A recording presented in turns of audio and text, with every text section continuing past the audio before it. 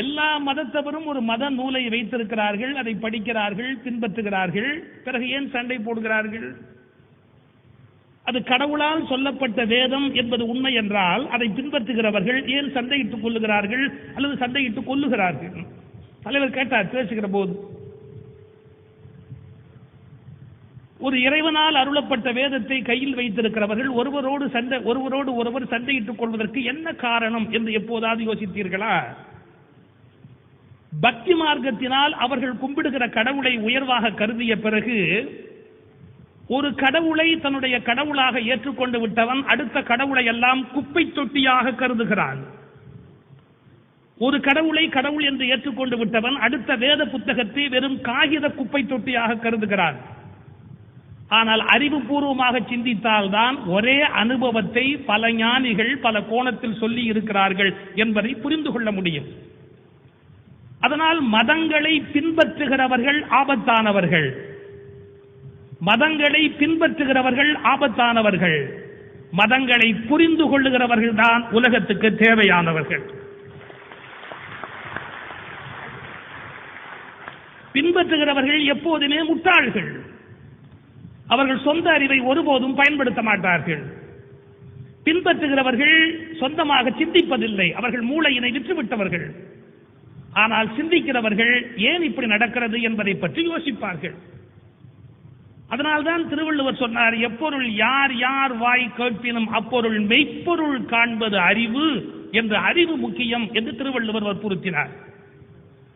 இன்றைக்கு எல்லா சமயங்களும் பக்தி முக்கியம் என்று வற்புறுத்துகின்றன. ஒரு கடவுளை ஏற்றுக்கொள், கேள்வி கேட்காதே, பேசாமல் பின்பற்று, மத நூல்களை படிப்பதுதான் முக்கியம் என்று ஓயாமல் மதத்தை பக்தி பூர்வமாக சொல்ல சொல்ல சொல்ல மதத்தின் பெயரால் மூடர்கள் உருவாகிறார்கள்.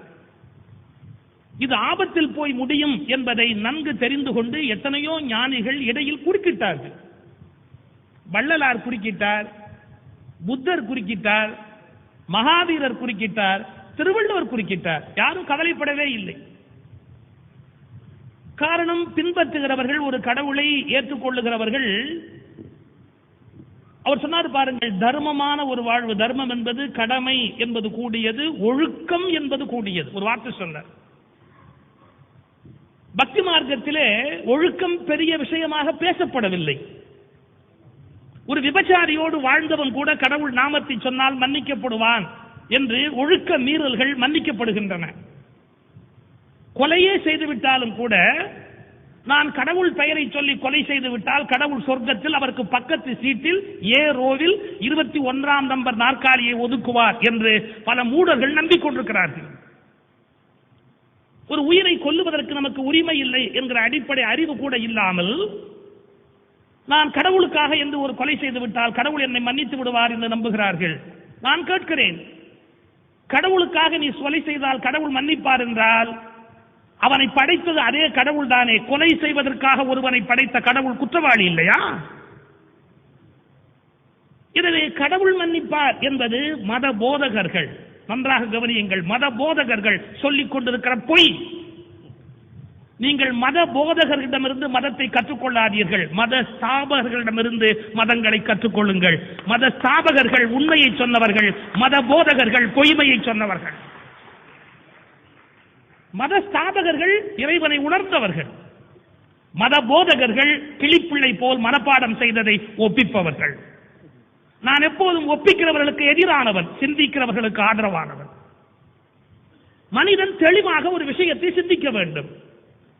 இந்த நாட்டில் பக்தி இலக்கியங்களை தாண்டி சிந்திக்க வேண்டும் என்பதை வள்ளலாருக்கு பிறகு தெரு தெருவாக அலைந்து மக்கள் சிந்திக்க வேண்டும் என்று நடந்து ஊரூராக தெரிந்து மக்களை சிந்திக்க வைத்த ஞான புருஷர் தான் அருட்தந்தை வேதாத்ரி மகரிஷி.